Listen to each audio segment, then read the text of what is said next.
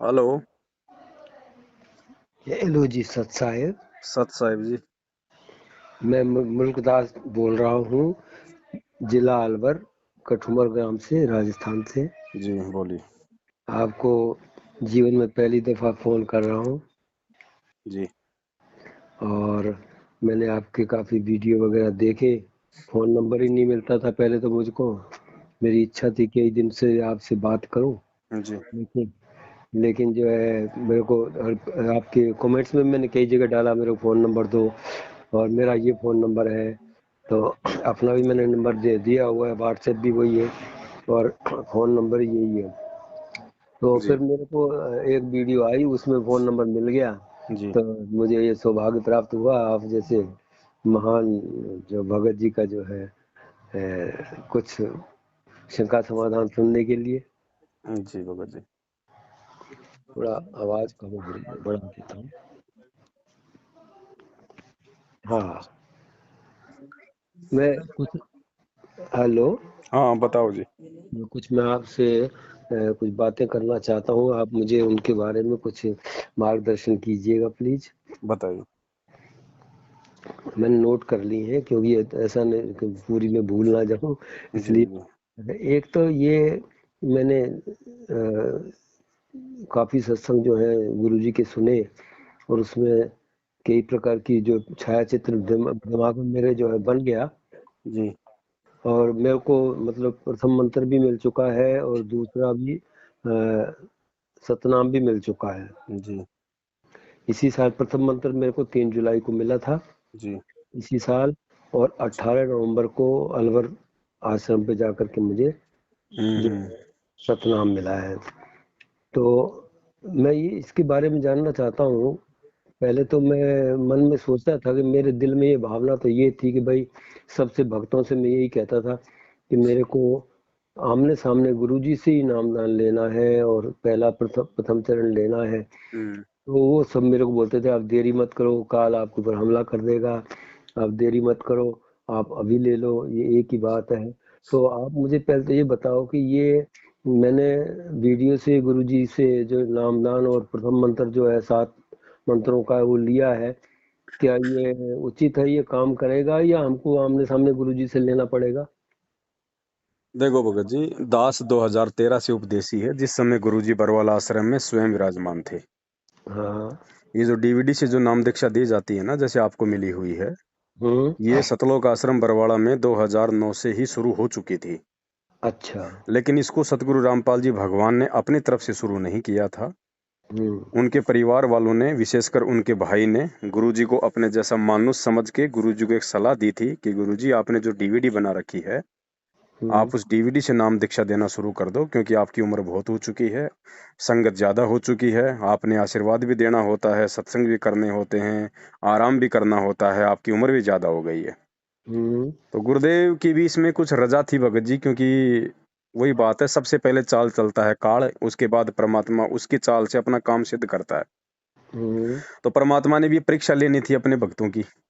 हम्म। तो परमेश्वर ने कहा ठीक है भाई, जो तुम्हें उचित लगता है वैसा करो, बहुत अच्छी बात है। तो ये आदेश नहीं था गुरुजी का, ये गुरुजी से प्रार्थना की गई थी, गुरुजी को सलाह दी गई थी, उसके प्रतिफल में गुरुजी ने, और भगत समाज की परीक्षा के लिए, और उन जीवात्माओं को प्रसन्न करने के लिए, क्योंकि वो काल के जीव थे भगत जी, गुरुजी को मानुष मानते थे, और अच्छा। सारा जो देख रेख का था आश्रम का, वो अपने मते से करते थे। उस समय यदि परमात्मा उनको मना कर देते, तो भगत हम्म। जी वो आश्रम की व्यवस्थाओं को बिगाड़ भी सकते थे। हम्म। ठीक है, तो परमेश्वर ने उनको भी प्रसन्न रखा, उन काल के जीवों को भी, और परमात्मा ने अपना काम भी निकाल लिया। तो वर्तमान में जब गुरुजी जेल गए हैं 2014 से, हम्म। तो गुरुदेव का किसी को भी आदेश नहीं है वर्तमान में नाम दीक्षा देने का। मैनेजमेंट ने जैसे आश्रम में चल रहा था, उसी परंपरा के तहत इन्होंने आज बाहर जगह जगह नाम दीक्षा केंद्र खोलकर भगत समाज को ये नाम दीक्षा देना शुरू कर दिया। इसमें सबसे बड़ा फायदा स्वयं मैनेजमेंट का है, क्योंकि भगत समाज जहां से नाम लेगा, दान धर्म भी वहीं करेगा। अच्छा। तो सबसे बड़ा इनका अपना स्वार्थ है इसमें भगत जी, ये कोई दुनिया के आत्म कल्याण के लिए नाम नहीं दिलवा रहे, दुनिया लेकिन के अभी आत्म जो कल्याण के अभी लिए ज्ञान जैसे प्रचार हमने नहीं कर रहे ये लोग। ले लिया है जैसे, और ले लिया, उसमें आपकी गलती नहीं है भगत जी, आपको ज्ञान अच्छा लगा। तो गुरुजी तो अपना गुरुजी का मंत्र तो काम करेंगे। मंत्र काम करेंगे, दास वही कह रहा है कि उसमें आपकी गलती नहीं है भगत जी, आपको सच्चाई का पता नहीं था। हमको तो विश्वास एक हाँ, आपने नाम ले लिया है, लेकिन अब आपको सच्चाई का पता हो रहा है ना। हम्म। दूसरी बात, आप इनके कर्म भी अब देख रहे मैं होंगे साल सार भर नाम, से। अब सार नाम जो अगला जो है मैं आमने सामने गुरुजी से लूंगा। वही मैं कह रहा हूँ भगत जी, साल हम्म। भर में आपने इनके कर्म भी देख लिए होंगे, राजनेताओं को आश्रम में बुलाना, जबकि 27 साल से आपने सत्संग सुने गुरुजी के। गुरुजी ने कभी भी राजनेताओं को महत्व नहीं दिया, ना कभी इस प्रकार भंडारे के नाम पे दुनिया इकट्ठी करी। नहीं, मैं तो इसी साल से ही सुनना शुरू किया एक्चुअल हाँ, में। तो इसी साल को अभी भगत जी, अभी 20 7 8 साढ़े 9 को 20 इन्होंने ये भंडारे किए थे ना। हम्म। तो भंडारों में आए आए कि नहीं आए राजनेता लोग? हाँ, मैं गांव तो गांव गया ही जाके नहीं, निमंत्रण दिए कि नहीं दिए इन्होंने मैं भंडारे कभी के? गया ही नहीं। वो गया नहीं नहीं। गए, वो अच्छी बात है, लेकिन आपने इनका पाखंड तो देख लिया होगा। खैर मैं अभी तो इतना नहीं जाना, अभी तो ये सारी चीजें जो आपके सुनने से बातें करने से मेरे को इसी का थोड़ा थोड़ा पता लग रहा है। बाकी अभी तक तो मैं उनके ऊपर विश्वास ही करता था, सब कुछ विश्वास पे ही चल रहा था। तो भगत जी, आप प्रथम नाम और सतनाम का जाप, जैसा आपको जो विधि बताई गई है गुरुदेव के द्वारा, उस विधि से आप अगर मर्यादा में रह के करेंगे तो इन मंत्रों का आपको लाभ मिलेगा। बाकी ये सार नाम लेने की भूल मत कर देना भगत जी, वरना इतना पछतावा होगा इस जन्म में, शायद ये पाप धुलेगा। नहीं, मैं तो क्यों आज अभी तक मैंने ये तो फर्स्ट टाइम ही सुन रहा हूँ। आज तक जितने भी नामदान, चाहे कोई भी संत महात्मा किसी भी कैटेगरी का, किसी भी अपनी स्थिति का, जिसने भी नामदान दिया वो आमने सामने ही दिया है। भाई, जब तक संत शरीर में है तब तक स्वयं ही नामदान देता है भगत जी। डीवीडी तो उनके जाने के बाद काम करेगी। गुरुजी ने 2005 में डीवीडी बना दी थी, हम्म। और 2006 में क्रोथा कांड हुआ था। 2 साल गुरुजी पहले भी जेल रह के आए। अच्छा। तो उस समय कोई नामदान केंद्र नहीं खुला था। 2 साल तक ना ना किसी का नाम नाम कोई शुद्ध किया जाता था। डीवीडी तो हम्म। उस समय भी थी। तो ये जो डीवीडी का जो नाम दीक्षा की जो प्रक्रिया है, ये गुरुजी ने सत्संगों में कह रखा है कि मेरे सतलोक जाने के बाद काम करेगी। हम्म। तो इन्होंने इसका फायदा पहले उठा लिया, क्योंकि काल भगवान ने तो ये तो भक्तों की मर्यादा खंडित करवानी है ना। तो फिर इसमें क्या काल का प्रभाव हमारे ऊपर पड़ता रहेगा? नहीं, आपके ऊपर काल का प्रभाव भगत जी उस समय पड़ेगा जब आज आपको सच्चाई पता होने के बावजूद फिर यदि आप इनके नामदान केंद्रों पे जाते हैं, आगे का नाम लेते हैं, या आप इनको दान धर्म करते हैं, हम्म। तो होगा। अन्यथा आप जी, जब तक गुरु जी नहीं आते हैं तब तक आप बैठ के अपना भक्ति करो, अपना काम धंधा करो। नाम आपके पास, मर्यादा आपको निभानी है, मैंने वैसे सत्संग अभी आपने सुनने हैं। अभी तक तो कोई ज्यादा तो वैसे दान नहीं किया। 50 एक रुपए तो मैं जब आश्रम पे गया था तब मैंने दान अनजाने करता में था। चाहे आपने 50,000 कर दिए हो भगत जी, वो परमात्मा माफ करता है, लेकिन जानकारी होने के बाद अगर 50 पैसे भी कर दिए ना अब तो मैं तो वो समझ गया। 50,000 का नुकसान दे देगा। हम्म। बाकी ये तो अपनी तरफ से पूरा प्रयास करेंगे आप लोगों को फांसने का। क्यों नहीं आ रहे, क्या बात हुई, नाम खंड हो गया, इतनी बार हाजिरी लगेगी, ये होगा वो तो होगा। मुझे पूरी बातों का पता लगने के लिए मैं गुप्त रूप से इनके बीच में मिला रहूंगा। ओपन नहीं होने दूंगा कि मैंने जो आपसे सारी बातें पता कर ली हैं। गुप्त रूप की भी आवश्यकता नहीं भगत जी, ये भक्ति कोई गुप्त रूप वाली नहीं है। जब आपको नहीं, सच्चाई भक्ति का तो हम पता चल करेंगे। गया है, आप अपनी भक्ति करो। अगर इनका किसी का संपर्क होता है, कोई फोन आता है, हम्म। साफ साफ मना कर दोनों को, भाई देखो मेरी समझ से बाहर की बात है, जब तक गुरुजी नहीं आएंगे तब तक मैं अपना घर बैठ के भक्ति कर रहा हूँ, बस। सही है। अच्छा, ये पुस्तक सेवा करते हैं, ये उचित है कि अनुचित है? पुस्तक सेवा करो भगत जी, पुस्तक में परमात्मा का ज्ञान है। हालांकि कुछ जगह इन्होंने थोड़ी थोड़ी मिलावट की हुई है अपनी तरफ से, लेकिन वो जगत वाले मिलावट को नहीं पकड़ पाएंगे। यदि हम्म। आप पुस्तक सेवा करते हो, ये ज्ञान गंगा या जीने की राह, हम्म। तो आपका ये फर्ज बनता है कि आप सामने वाले को ये बात जरूर बताओ कि भाई देखो, गुरुजी अभी जेल में है, और गुरुजी को जेल पहुंचाने के पीछे उनके परिवार वालों की मनमानियां हैं, जिस कारण से बरवाला कांड हुआ। और आज इन्होंने जगह जगह नामदान केंद्र खोल रखे हैं। आप जब तक गुरुजी नहीं आ जाते तब तक आप अच्छे से उनका ज्ञान समझो, ज्ञान सुनो, ठीक है। ठीक। और गुरुजी के आने के बाद आप नाम दीक्षा लो। और परमात्मा ने बोल रखा है कि मेरे सत्संग सुन के, हम्म। अगर मेरे सत्संग सुन के यदि कोई आन उपासना छोड़ देता है, हम्म। और तो परमात्मा उस आत्मा को 70% लाभ देता है। 70% जो केवल सत्संग सत्संग सुनता है। अब हमें दिक्कत बड़ी जबरदस्त आई हुई है। हम पहले चलते थे प्रजापिता ब्रह्मा कुमारी ईश्वरीय विश्वविद्यालय में, जी हम दोनों पति पत्नी। जी तो अब जब से हमें ये पता चला कि भाई तो ये ज्ञान ऊंचा है और एक एक चीज श्लोक लिखा हुआ है, मैं गीता की पुस्तक साथ में रख के और गुरु जी की किताब ज्ञान गंगा पढ़ी, और उससे पहले मेरे को वो एक और है, गीता तेरा ज्ञान अमृत, हम्म वो पढ़ी। तो उसके बाद मैंने एक अड़गड़ानंद जी की गीता है उसकी व्याख्या, और एक ये और भी साधारण गीता है, उसमें सब रख करके सामने, और मैं श्लोक से श्लोक मिलाता था। फिर जो वेदों के श्लोक जो दे रखे हैं वो मैं, हम्म। हमारी एक लाइब्रेरी है, हमारे एक शास्त्री जी हैं, उनके पास जाके वहां जाकर के खोज किया मैंने। उनके पास कुरान शरीफ भी, सारे धर्मों की किताबें, उसमें देखा, मेरे को सब कुछ सही मिली, तो मेरे को विश्वास हो गया। लेकिन खुद वो लाइब्रेरी रखने वाले हैं, उनको विश्वास नहीं हुआ। वो तो बोलते हैं भगवान तो निराकार है, देखो मगर भगत जी, वहां उनका तो मैं अपना रुका धंधा था। है, हम्म। उनका बिजनेस है। कल को वो अगर नाम दीक्षा ले लेंगे तो उनकी पुस्तकों को वो रख ही नहीं सकते, ना किसी को दे सकते। हाँ, सही बात है। दूसरा, ये ज्ञान भगत जी हर किसी के समझ में आ जाए ऐसा जरूरी नहीं है। इसके लिए जन्म जन्मांतरों के मजबूत भक्ति संस्कार चाहिए होते हैं। और मैं तो आपको सच बताऊं, 18 साल की उम्र से ही, जब मेरा विवाह ही नहीं हुआ था, तभी से ही मेरे पूर्व जन्म के कुछ ऐसे संस्कार थे कि मैं खोज में था। मैंने खोज करना शुरू कर दिया था कि सत्य परमात्मा कौन है, और सतगुरु कौन है। जी। बड़ा से बड़ा मुझे से ऊंचा से ऊंचा ज्ञान लेना है, और मैंने कहीं भी रुकना नहीं है। जब तक मेरे को, मैं एक खूटे से बंधा ही नहीं कभी भी, सभी के ज्ञान देखे, सभी के लिए, और चक चक करके आगे बढ़ता गया, आगे बढ़ता गया। अब यहाँ आकर के मैंने देखा है तो मेरे तो पूरा ही, यानी कि एकदम जीवन में एक एक विस्फोट हो गया, क्रांति आ गई। ये तो हमको आज तक किसी ने बताया ही नहीं। देखो, ज्ञान सच्चा है, नाम सच्चा है, परमात्मा सच्चा है, इसमें कोई दो राय नहीं है। सुई की नोक रखने जितना भी दोष नहीं है। हम्म। और आप परमात्मा की अधिकारी आत्मा थी, इसलिए परमात्मा ने आपको किसी भी तरीके से अपनी शरण में ले लिया और समय रहते आपको सच्चाई से भी परिचित करवा दिया। अब भगत जी, आप ज्ञान आधार से अपना नेक नीति से काम धंधा करते हुए मर्यादा में रह के भक्ति करो। हमें बीच में किसी एजेंट की जरूरत नहीं है। दान धर्म करना है, गुरु जी के आने के बाद करेंगे। फालतू में पाखंडों में अगर किसी का सहयोग करेंगे, मर्यादा टूटेगी, कल को फिर नुकसान होगा, फिर हम परमात्मा में दोष देखेंगे। सही बात है। अच्छा, कुछ और मैं बातें आपसे पूछना चाहता हूँ। ये जो सतयुग में, ये चारों युगों में कबीर जी आए थे, जी। तो सतयुग में जैसे त्रेता की तो लीला हमको सत्संग में सुनने को मिली है, द्वापर की भी मिली है कबीर जी की, और कलयुग की भी कबीर जी की लीला सुनने को मिली। लेकिन सतयुग वाली कोई ऐसी कोई लीला है कि जो सत सुकृत के नाम से जो उन्होंने जब वहां पर प्रकट हुए थे? सेम टू सेम बताई परमात्मा ने चारों युगों में। वो कमल के विकसित फूल पे आते हैं और निसंतान जो दंपत्ति होती है उनको उठा के ले जाती है, कुंवारी गायों से उनकी परवरिश होती है। सेम लीला है परमात्मा की। अब सतयुग में वो कौन सी आत्मा थी, वैसे तो परमात्मा ने बता रखी है, हम्म, लेकिन फिर भी भगत जी, हमें उन बातों को जान के कोई ज्यादा फायदा नहीं सही है। है कि नहीं। ऐसे तो परमात्मा का बहुत ज्यादा पुराना इतिहास है भगत जी। हम अगर उसको जानने लग गए तो वर्तमान में हमें जो ज्ञान आवश्यक है, जो मर्यादा आवश्यक है, वो हमारे लिए भगत जी महत्वपूर्ण हाँ, बिल्कुल बिल्कुल। है कि मैं नहीं। मैं बाकी मैं सब परमात्मा कुछ बीच बीच जानता में हूँ जिक्र दुनिया का। करते रहते हैं। अभी आपको साल भरी हुआ है, तो आप सत्संग सुनते रहेंगे, बीच बीच में वो जो दृष्टांत है वो आते रहेंगे भगत जी। अच्छा, इनका भी दृष्टांत है कोई, सत सुकृत का भी? हाँ भगत जी, है ना, एक विद्याधर नाम का ब्राह्मण था और दीपिका उसकी पत्नी थी, परमात्मा ने बता रखा है।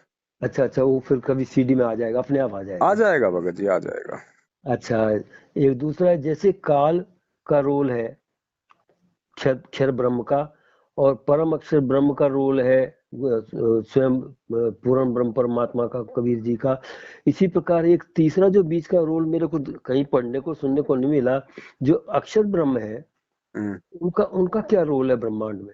अक्षर ब्रह्म का हमारी भक्ति से कोई लेना देना नहीं है भगत जी। उसका अपना अलग राज्य है। अच्छा। उसका मंत्र हम केवल इसलिए जाप करते हैं, जो सतनाम का जाप मिलता है। दूसरा जो मंत्र है परमात्मा ने वो अक्षर ब्रह्म का बताया। हम्म। उसकी कमाई हमारे को इसलिए करनी पड़ती है क्योंकि जब हम जाएंगे यहाँ से, जब हम काल भगवान के लोक से बाहर निकलेंगे, तो हमें अक्षर पुरुष के लोक से होके जाना पड़ेगा। अच्छा। ठीक है। तो हमने उसका वो ऋण चुकाना पड़ेगा, क्योंकि हम उसके जमीन काम में ले रहे हैं। जैसे आपने दिल्ली से आपने गाड़ी भरी हम्म। और आपको गुजरात जाना है, हम्म। तो माल तो आपने दिल्ली से भरा, सही है। तो आपको दिल्ली से मतलब है। आपने हम्म। खाली करना है आपने गुजरात में, तो आपको गुजरात से मतलब है। हम्म। बीच में आपको राजस्थान से होके जाना पड़ेगा। तो हम्म। राजस्थान में भी टोल टैक्स लगेगा ना, क्योंकि आप राजस्थान की सड़क यूज कर रहे हो। हम्म। आपने माल वहां नहीं उतारना, कोई मतलब नहीं आपका, लेकिन आप वो जमीन यूज कर रहे हो, इसलिए आपको वहां पे टोल टैक्स उसका देना पड़ेगा, नहीं तो आप आगे नहीं जा सकते। तो हमने अक्षर पुरुष के लोक से होके ही सतलोक जाना पड़ेगा, इसलिए हमने उसका वो ऋण देना पड़ेगा, उसकी जमीन का। अब जैसे काल तो हमारे सिर पे जो है भी एकदम चढ़ा हुआ है, लेकिन ये अक्षर ब्रह्म भी क्या इसी प्रकार से रोल करता है नहीं क्या? नहीं नहीं नहीं, उसका कोई रोल नहीं है भगत जी। उसको तो पता भी नहीं चलेगा जीव कहाँ से जा रहे हैं, वो तो परमात्मा लेके जाएंगे ना हमारे को। अच्छा अच्छा अच्छा। उसको तो पता ही नहीं चलेगा कौन आ रहा है कौन जा रहा है। फिर इनकी बाधा क्यों है बीच में? अब बाधा तो भगत जी परमेश्वर ने अब ये सृष्टि की रचना अपने हिसाब से करी है भगत जी। हर चीज की अगर हमें यहीं पे जानकारी हो जाएगी, हम्म। तो फिर भगत जी हम तो महाज्ञानी बन जाएंगे ना सारे ही। अच्छा अच्छा अच्छा। बाकी रचना हम्म, परमात्मा की, हमें परमात्मा ने केवल उतनी बातें बताई हैं जितनी हमारे लिए आवश्यक है, और उतना ही जानना हमारे लिए फायदेमंद है। अच्छा। मालिक कहते हैं ना, जैसे मोटरसाइकिल किसी ने बना के दे दी, हमारा हम्म। काम है उसको चलाना, उसको खोल के बैठ जाएंगे तो फिर सारा काम बिगड़ जाएगा ना। हम्म। है ना, हमारा काम उसको चलाना है, केवल बस सीख लो कहाँ से तेल डलता है, कहाँ से रेस लगती है, कहाँ से गियर डलते हैं, हम्म। बस इतना सा काम है। अच्छा सर, ये अगला अगला है कि जैसे गुरुजी आमने सामने मंत्रों के जाप करने की प्रक्रिया समझाते थे, उसके अलावा जो है अभी वीडियो के द्वारा जो है डीवीडी के द्वारा बता रहे हैं, तो इन दोनों में क्या कोई अंतर है? देखो भगत जी, डीवीडी की प्रक्रिया दास ने आपको बताई है। परमात्मा के कहे अनुसार सतलोक जाने के बाद नाम दीक्षा दी जाएगी डीवीडी से, इससे पहले गुरु जी स्वयं देंगे भगत जी। अच्छा। ठीक है। और वही काम करेगी भगत जी रियल में। तो अब अब आश्रम अनजाने में में तो हो क्या था गया ना, है। वहां तो गुरु जी स्वयं मौजूद थे। भगत नाम दीक्षा लेके सीधा गुरुदेव के पास जाता था, गुरु जी अपना आशीर्वाद उसको दिया करते थे, उसके सिर पे अपना हाथ रखा करते थे, उसका नाम सुचारू हो जाता था। आज अच्छा, वर्तमान में ऐसा नहीं है भगत जी। गुरुजी क्या स्वयं शुद्धिकरण की प्रक्रिया कराया करते थे? मतलब उस समय गुरुजी, जब किसी का नामखंड होता था तो गुरुजी के पास जाते थे सबसे पहले, अच्छा गुरुजी से प्रार्थना करते थे। तो गुरुजी अगर कह देते थे कि बेटा ठीक है, आगे से गलती मत करना और अपनी भक्ति कर, तो ऑटोमेटिक नाम सुचारू हो जाता था। कुछ अच्छा लोग जो बड़ी गलती कर देते थे तो परमात्मा उनको एक टोकन दे देते थे कि बेटा वहां जाके दोबारा से नाम ले ले। अच्छा। ये प्रक्रिया थी। तो अभी जैसे अब गुरुजी जब बाहर आएंगे, आम आम जो है कार्यक्रम चालू करेंगे, वैसे तो उनका वहां से ही सारे कार्य चल रहे हैं। जी। तो जब वो आएंगे तो क्या हम जो हमने डीवीडी से मंत्र लिया है उनको जाकर के गुरुजी के सामने जाके इसका शुद्धिकरण करा सकते हैं या ये आवश्यकता है? परमात्मा अपने आप ही सार्वजनिक कर देंगे भगत जी, सबको परमात्मा आशीर्वाद दे के इसी नाम को सुचारू करेंगे, या फिर दोबारा से नाम दीक्षा के लिए कहेंगे। अच्छा अच्छा अच्छा ये अच्छा। ये उनके आने के बाद है भगत जी, क्योंकि आदेश तो है नहीं उनका। तो जहां तक दास का आइडिया है, सभी भाई बहनों ने दोबारा से ही लेना पड़ेगा। अच्छा, दूसरा जो है, ये जितने भी मैनेजमेंट के लोग हैं, चाहे नए हैं चाहे पुराने हैं, मैं तो ज़्यादा उनसे मेरा मिलना नहीं हुआ, लेकिन अभी आपके द्वारा मुझे पता लगा है। फिर हम्म। भी ये जो भाई मेरे को लेके गए थे भगत जी, जिन्होंने मेरे को नामदान दिलवाया था, हम्म।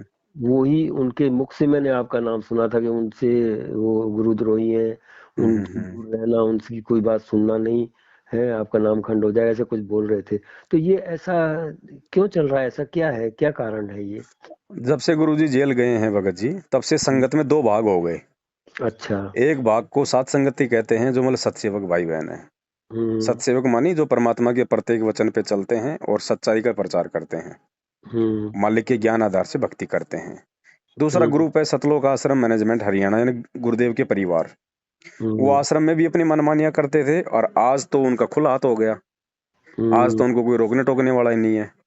तो हर प्रकार से वो भक्तों का रक्तदान, दे दान, कभी बीजेपी को वोट डलवाना, कभी कांग्रेस को वोट डलवाना, कभी गुंडों की सीबीआई जांच करवाना, कभी हरियाणा के जाट आरक्षण में भक्तों को बैठा देना, कभी ये भंडारे करवाना, फिर राजनेताओं को बुलाना। इनके काम है आडंबर भगत जी। इनको अपनी बिरादरी वालों से प्रेम है, इनको परमात्मा और भक्ति से प्रेम नहीं है। और ये काल भगवान क्या करता है भगत जी, परमात्मा ने समझाया ना कि काल स्वयं प्रकट नहीं होता है, हम्म। वो अपने दूतों के माध्यम से भक्तों की मर्यादा खंडित करवाता है। तो जो हम्म। कर्म इन्होंने करवाए हैं गुरुदेव के जेल जाने के बाद संगत से, वो सारे के सारे कर्म परमात्मा ने हमसे हटवाए हैं। अच्छा। 27 साल में परमात्मा ने जिन कर्मों को ना करने की शिक्षा दी है, वो सारे कुकर्म इन्होंने गुरुदेव के जेल जाने के बाद में संगत से करवा दिए, गुरु जी का ही नाम लेके। तो अच्छा। इसलिए हम संगत को मतलब जागरूक कर रहे हैं कि भाई इनके झांसे में मत आओ, ये कोई भगत वगत नहीं है। आप खाली इस चक्कर में मत रहो कि ये गुरुजी का परिवार वाला है, ये गुरुजी की पत्नी है, ये गुरुजी की बेटी है।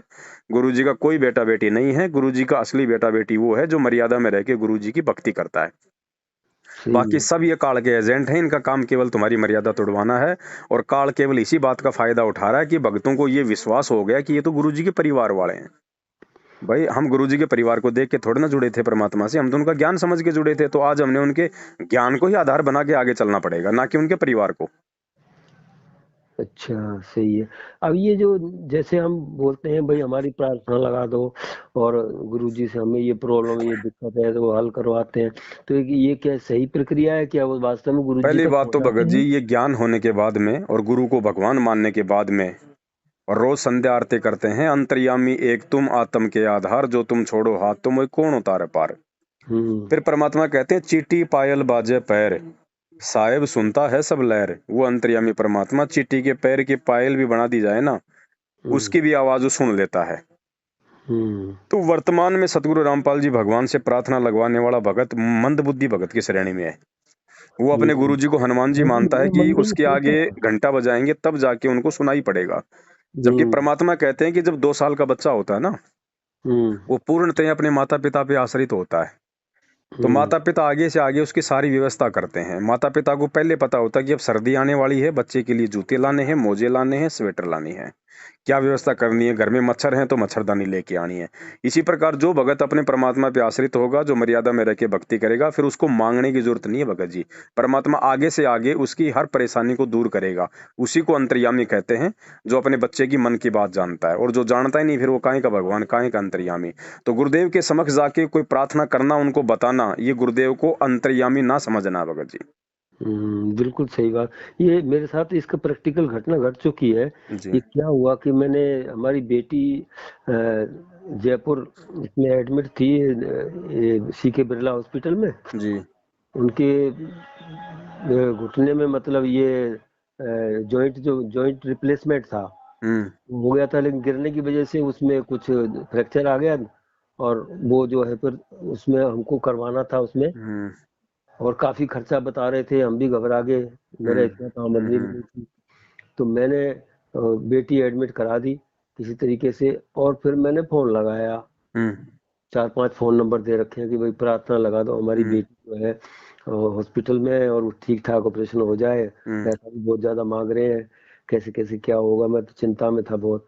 तो हम्म वो बोलने लगे वहां से कि आपका नामदान हो गया है। मैंने कहा, हाँ, मैंने तो हो गया है, पहला प्रथम चरण मैंने हम्म लिया हुआ है, हम्म उस टाइम प्रथम चरण ले रखा था।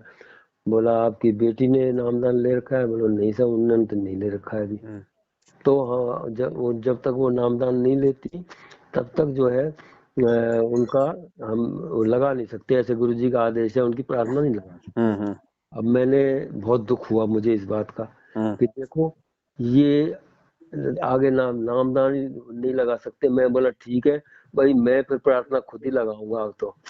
अब तो मैं खुद लगाऊंगा प्रार्थना। बिल्कुल। तुमने जो है जो जो वो कण कण में विराजमान है, अब मैं ये जो आपने बात बताई ना, ये मेरे मन में ये भावना चल गई थी कि जो कण कण में विराजमान है वो आज भी मेरे साथ है अब यहाँ।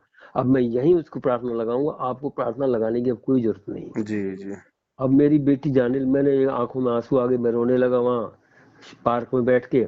हम्म उसके बाद में फिर वहाँ काफी देर बैठा रहा, गुरुजी का सत्संग भी सुनता रहा। हम्म मन में सोचता रहा कि गुरुजी ये क्या है, पता नहीं आप तक ये बात पहुंचती है कि नहीं पहुंचती है, कि आपके निर्देश है कि नहीं है। हम्म फिर भी मैं जो है, जितना मुझे तो अभी इतना ज्ञान नहीं है, मैं तो शुरुआत में प्रथम चरण में ही हूँ गुरुजी। हम्म तो मैं फोटो लेकर के गुरुजी का, और जो बेटी हमारी जाने लगी वो हम्म इनके बारे में कुछ नहीं जानती। हम्म तो ऑपरेशन थिएटर में ले जाने लगे तो मैंने अलग से, हमारी घरवाली थी वो तो उसकी विरुद्ध विरुद्ध है, हम्म तो मैंने वो उस समय वहां नहीं थी। मैंने फोटो मोबाइल में उनको दिखाया अपनी बेटी हम्म को कि बेटी ये फोटो आप ध्यान रखना, हम्म ये परमात्मा सृष्टि में साक्षात आए हुए हैं, हम्म गुरु जी हैं हमारे, और ये तुम्हें भी मदद करेंगे। तुम हम्म बिल्कुल घबराना नहीं, और तुम्हारा बहुत अच्छे से ऑपरेशन हो जाएगा, ठीक है। ये अपने दिल में, चेहरे में बैठा लो इसको। हम्म और मैंने उनके मोबाइल में भी जो है व्हाट्सएप करके डाल दिया। हम्म उसके बाद जो है क्या घटना घटी कि वो ऑपरेशन थिएटर में ले गए, वो चले गए, हम बाहर इंतजार करते रहे। मैं गुरुजी से प्रार्थना करता है, गुरुजी आप दया करना, कृपा करना, आप मेरी बेटी को जो है उनकी ऑपरेशन करना, ठीक ठाक हो जाए। और बहुत दिक्कत है, चारों दोनों तो हिप रिप्लेसमेंट है, दोनों घुटने रिप्लेसमेंट है। अब बाथरूम में गिरने से ये एक घुटने का चक्कर पड़ गया दोबारा। अब वो दोबारा से डॉक्टर ने बोल दिया था ये चेंज, दोबारा से चेक होगा, चेंज होगा, ये टेढ़ा जुड़ा है प्लेट। अब क्या हुआ वहाँ जो है, हमारी बेटी ने ऑपरेशन से आने के बाद पूछा, मैंने जब पूछा, वो बताती है कि डॉक्टर साहब आए और वो मुझे बोलने लगे कि बेटी आपने मुझे बुलाया ना, देखो मैं आ गया हूँ, अब तुम्हारा सब कुछ ठीक ठाक कर दूंगा, चिंता नहीं करना। और शक्ल डॉक्टर साहब की थी, डॉक्टर साहब का स्वरूप था कि बेटी देखो मैं अब आ गया हूँ और तुमने मुझे याद किया और मैं जो है अब तुम्हारा सब ठीक ठाक कर दूंगा। ये बात मुझे पता चली तो मैं, बेटी ने बताया तो मैं चुप रह गया, मैं उस समय कुछ नहीं कहा, हमारी मिसेज भी बैठी हुई थी। जी। तो चुप रह गया, मैं अपने दिल में रखा। फिर मैं अलग से अकेले अकेले में पूछा, कैसे थे गुरुजी? बोले डॉक्टर ने, वो कैसे, किसने कहा था? वो बोले डॉक्टर साहब ने कहा था, मैं आ गया हूँ। तो ऐसे तो कभी डॉक्टर तो बोला नहीं करते, आते हैं अपनी ड्यूटी करते हैं ना, काम करते हैं। हम्म। तो मैंने ये अनुमान लगाया, हो सकता है गुरुजी जो है रूप बना करके और उनके अंदर अब शक्ति प्रकट, गुरुजी को, उनको हम्म। जो गाइड जो है, डॉक्टर को भी पूरे गुरुजी गाइड कर रहे थे और सारा डायरेक्शन दे रहे थे, ऐसे ऐसे करना है। अब एक घटना क्या घटी, वो प्लेट जो है डॉक्टर ने सीधी कर दी हम्म। और मेरे को बताया कि आपके 45,000 रुपये बच गए हैं, डॉक्टर साहब ने। और प्लेट जो है वही प्लेट काम आ गई है, सिर्फ स्क्रू का आपको चार्ज देना होगा। हम्म। प्लेट सही है, अभी तक काम कर रही है। उसको मैंने सीधा करके लगा दिया है और सही है, अब वो काम चल रही है, ठीक चल रही है। तो मैंने वहां पर ये घटना से ये अनुमान लगाया कि देखो गुरुजी जो है, जो कण कण मैं कहाँ तो प्रार्थना लगाया तो वो मना कर रहे थे, कहाँ आकर के थोड़े पैसे मेरा, जहाँ 1,40,000 बोल रहे थे, वहां मात्र 98,000 में मेरा काम हो गया। देखो भगत जी, इसमें दो तीन बातें हैं ज्ञान आधार से आपको समझने की आवश्यकता है। हम्म। सबसे पहली बात तो ये कि अनुपदेशियों की प्रार्थना ये लोग इसलिए नहीं लगाते हैं क्योंकि परमात्मा ने अनुपदेशी व्यक्ति का जो दान है ना, वो हाँ। लेना वर्जित कर रखा है। तो अच्छा। इनको पता है कि अगर इसकी प्रार्थना लगाएंगे तो कुछ दान धर्म तो कुछ आना नहीं हमारे को। अगर कोई सही। नाम उपदेशी होता उसकी तो तुरंत लगा देते और कह देते कि गुरु जी का आदेश है, पाठ करवा दो, ज्योति करवा दो। हम्म। ठीक है। नंबर दो, भगत जी, अनुपदेशी की प्रार्थना इसलिए भी नहीं लगाई जाती है क्योंकि भगत जी अब देखो हर आदमी दुखी है सृष्टि में। ठीक सही है। है। उसके लिए भगवान आया हुआ है, अपना ज्ञान दे ही रहा है। अब ज्ञान समझ के लोगों ने परमात्मा की शरण में आ जाना चाहिए ताकि बिना मांगे परमात्मा सबके दुख दर्द को दूर करे। अब अगर हाँ। ऐसे अनुपदेशों की प्रार्थना लगाने लग गए तो भगत जी पूरी पूरी दुनिया दुखी है फिर। भाई सही है। परमात्मा को और भी तो काम है। तीसरी और बात भगत इस जी समय आप, जितने भी उपदेशी लोग शुरू शुरू में नए लोग आते हैं, वो सब दुखी होकर के ही आ रहे हैं कि मेरे दुख दूर हो जाएंगे। ले, मुख्य उद्देश्य उनका यही होता है लेकिन पहला। वो तो उपदेश ले लेते हैं ना, उपदेश लेने के बाद तो परमात्मा उनको राहत देता है। अब जिसने कनेक्शन लिया ही नहीं तो उसके घर में लाइट कहाँ से आएगी, आप चाहे कितनी प्रार्थना करो। सही बात है। ठीक है। तीसरी बात ये भगत जी, ज्ञान हो जाने के बाद में प्रार्थना लगानी भी नहीं चाहिए, चाहे उपदेशी हो चाहे अनुपदेशी हो, सब उस परमात्मा की आत्माएं हैं। जब हम्म। महाभारत के युद्ध में टटीरी पक्षी के अंडे जब वहां पे रखे थे और उसने देखा कि आज तेरे बच्चे मरेंगे, तो उसने भगत जी कौन से नामदान वाले से उसने प्रार्थना लगवाई थी? कौन था उसका एजेंट भगत जी? उसने अपनी आत्मा से प्रार्थना लगाई थी। सही तो है। परमात्मा ने इंद्र के हाथी का 88,000 मन का घंटा तोड़ के महाभारत के युद्ध में उसके बच्चों की रक्षा की। कोई एजेंट नहीं था ना उसका। हम्म। मीरा बाई ने जब जहर पिया तो भगत जी वो कौन एजेंट बना था बीच में? उसने आत्मा से पुकार करी थी, परमात्मा ने अमृत बनाया ना। जब प्रहलाद बिल्कुल। भगत को गर्म तेल के कढ़ाई में डाला गया, उसने कौन से एजेंट के थ्रू भगत जी प्रार्थना लगवाई थी? उसने आत्मा से पुकार करी थी ना। आज हम्म। भी वही परमात्मा इस धरती पे है, लेकिन हम लोग आत्मा से पुकार नहीं करते, हमने एजेंट बना लिए। हम्म। चौथी बात भगत जी, आपने अपनी बच्ची के लिए जो प्रार्थना की थी कि परमात्मा ये ठीक हो जाए, ये हो जाए, ये आपकी गलती है भगत जी। अच्छा। आपने जो प्रार्थना करी है ना, हम्म। और आपकी बच्ची ठीक हो गई, परमात्मा को आना पड़ा, हम्म। इसमें भगत जी आपकी भक्ति बर्बाद हुई है। अच्छा। इसमें आपकी भक्ति गई है। परमात्मा ने इसका तरीका बताया है कि हम्म। आप अपने बच्चों के लिए प्रार्थना जरूर करो, लेकिन उनको नाम से जोड़ने की प्रार्थना करो कि परमात्मा ये बालक है, आप ही का है, नादान है, अभी इसके समझ में नहीं आ रही, आप इसको भी अपनी शरण में लो। ये प्रार्थना तो आपकी जायज है। आप हम्म। अपने बच्चे के दुख तकलीफ की प्रार्थना यदि करते हो और वो यदि परमात्मा सुन लेता है तो भगत जी वो आपकी भक्ति से परमात्मा उसकी सहायता कर रहा है, यानी आपकी भक्ति बर्बाद हो रही है वहां पे। अच्छा। तो हमने ये गलती बिल्कुल भी नहीं करनी है, भूल के हाँ, भी तो भगत जी, हमने मैंने स्वयं सतलोक मुझे जाना पता है। नहीं था, इस बात का ज्ञान हम भी नहीं अपनी था। भक्ति को यहीं पे बर्बाद करते रहेंगे, अपने अपने टायर की हवा हम दूसरे के टायर में डालेंगे तो क्या होगा भगत जी? हम्म। तो इसके सही। लिए तो आप जी गुरु जी को दंडवत करके समय याचना मांगना। ठीक है। और बिल्कुल। बाकी भगत जी, एक बात बताओ, हम्म। आपकी बच्ची परमात्मा की आत्मा है, यदि मालिक ने उसको अपनी शरण में लेना है, उसका संस्कार है, भगत हम्म। जी वही रक्षा करता हुआ आ रहा, आज से पहले भी वही करता आ रहा था, आगे भी वही करेगा, हम चाहे कहें चाहे ना कहें। आज तो आपने प्रार्थना कर ली, और आप यदि उसको पैदा करते मर जाते तो भी आपकी बेटी की रक्षा तो होनी थी ना। फिर सही कौन कर बात, रहा था, किसकी प्रार्थनाओं पे कर रहा परमात्मा बिल्कुल बिल्कुल। है? वो सब उसकी आत्मा है भगत जी। ये तो इन लोगों ने बांट दिया लोगों को कि तुम जगत वाले हो, तुम भगत वाले हो। अरे ये तो विचार करो, जितने भी भगत हैं सारे पहले जगत ही तो थे। अभी और आपने तो जगत मेरे में को रहते ये सहते उनके एनलाइट ऊपर कर जो दिया। भी, और जगत में आ, रहते सहते उनके ऊपर जो भी तकलीफ आ रही थी वो कौन दूर कर रहा था? आपने तो ये बात मेरे को बिल्कुल सही बता दी, लेकिन अगर यही बात मैं ये मैनेजमेंट को बताता हूँ, वो तो पब्लिसिटी करके वहाँ सत्संग में मेरे को खड़ा कर देंगे माइक लेकर के।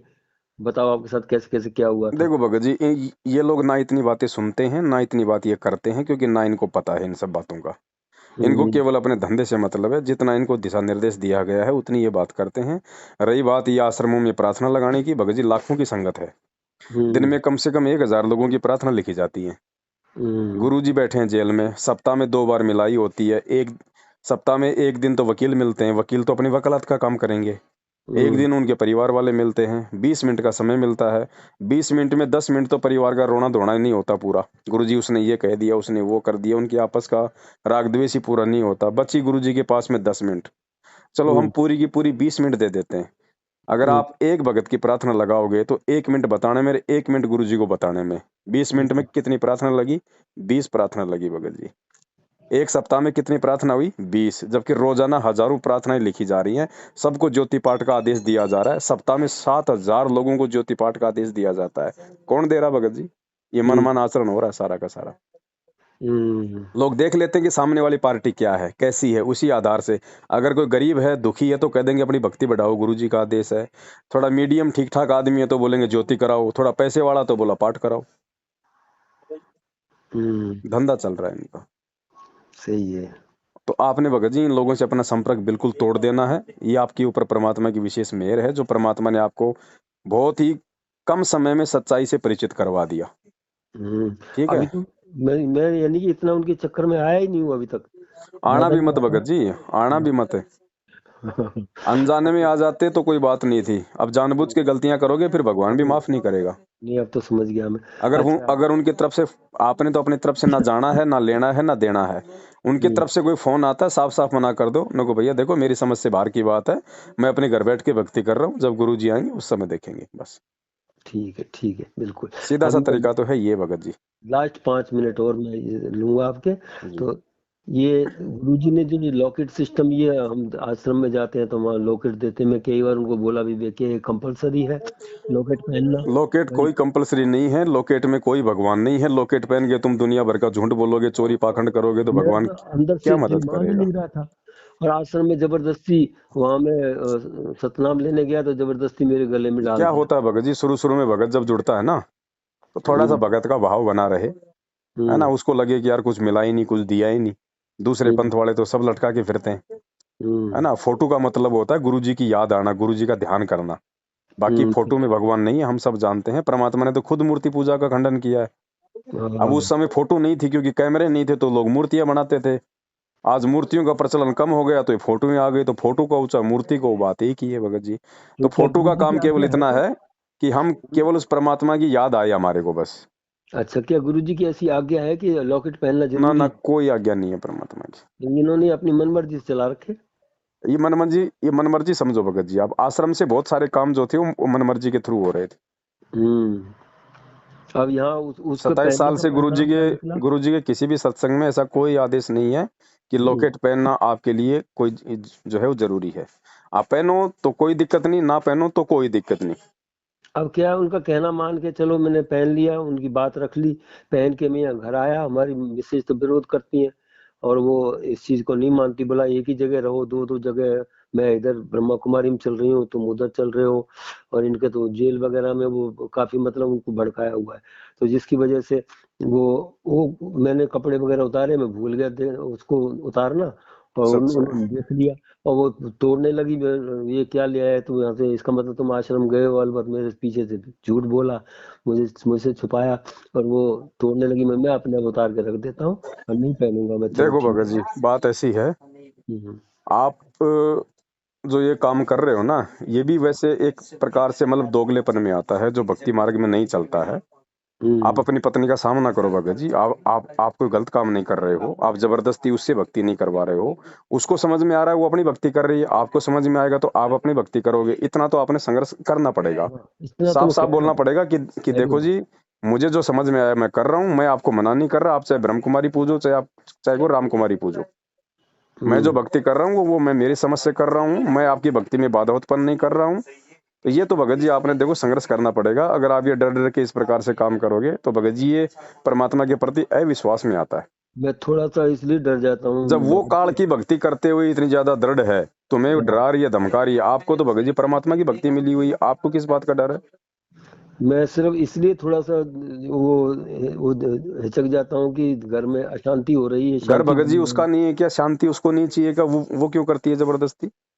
हाँ, सही है। घर उसका नहीं है क्या? उसको नहीं चाहिए कि शांति? भगत जी आपके अकेले की जिम्मेदारी थोड़ी है। और आपका उन्होंने काम है, आपका जो काम है, जो जिम्मेदारी है वो आप अपनी निभा रहे हो। बाकी अपने आत्म कल्याण के लिए आपको पूर्ण अधिकार है कि आप किसकी भक्ति करना चाहते हो। सही है। आत्म कल्याण के मामले में गुरुजी ने साफ साफ बोल रखा है कि ना तो माँ की बात माननी है, ना बाप की माननी है, ना अपनी पत्नी की बात माननी है। कल को अगर उसकी बात मान के अगर मैंने भक्ति छोड़ दी या भक्ति ऐसे करी नहीं करी और कल को यदि गधे बन के खड़े हो गए, वो पत्नी आपकी योनि छुड़वा देगी क्या? हम्म। तो भगत जी ये तो आपने थोड़ी सी दृढ़ता लानी पड़ेगी अपने अंदर, चाहे पत्नी हो चाहे पति हो। आत्म कल्याण के मामले में तो बिल्कुल सीधम सीध चलो। नाराज होती है होने दो, घर छोड़ के जाए तो जाने दो भगत जी। आपका आपका अगले का, आपका केवल अकेले का बिगाड़ नहीं होगा। सही है। और परमात्मा के लिए जो जो जो इतना संघर्ष करता है, फिर परमात्मा उसका कुछ बिगड़ने भी नहीं देता। वरना फिर भक्ति की क्या आवश्यकता? फिर मालिक कहते हैं, जय हमरा भक्त पछोड़ी होई, तो हमरा नाम न लेवे कोई। अगर मेरे भक्तों पे आपत्ति आ गई भक्ति करते करते, तो मुझे कौन याद करेगा फिर? तो हम हम्म। हिम्मत करेंगे तो परमात्मा उसकी बुद्धि फेर देगा। रिमोट तो मालिक के हाथ में है ना। सही है। तो हिम्मत आपने करनी पड़ेगी भगत जी, स्पष्ट बोलो। बिल्कुल ऐसा ही इस करूंगा। मामले में नहीं, ये मैं इस सिर्फ जो है मामले में अगर हमने शांति थोड़ी के लिए बहुत भी अगर बोलूंगा, आने शांति। कर दी, दिक्कत हो जाएगी। हाँ, नहीं, मैं तो प्रार्थना तो करता रहता हूँ भगवान से, भगवान जी इनको भी थोड़ा सा सन्मार्ग पर लाओ, जो है ये काल के चक्र में मेरे को आपने निकाल दिया और इनको भी निकालो किसी जी तरीके से। जी जी जी जी। ये तो मैं कहता रहता हूँ गुरु जी से। अच्छा सर, लास्ट है अंतिम, जे कि जो क्या हमारा ये जो बोलते हैं कि नामखंड हो गए कि हम शुद्धिकरण कराने जाते हैं, क्या ऐसे नामखंड होता है क्या? नाम कभी खंड नहीं होता परमात्मा का। परमात्मा कहते हैं साहिब का नाम अखंड है और सकल सब खंड। हम्म। सारी सृष्टि खंड खंड है, लेकिन परमेश्वर का नाम यानी परमेश्वर का वचन, परमेश्वर का शब्द हम्म। कभी खंड नहीं होता है। शब्द वैसे भी भगत जी अखंड होता है। हम्म। मर्यादा खंडित होती है। जो नियम दिए जाते हैं वो नियम टूट जाने से नाम अपना काम करना बंद कर देता है भगत जी।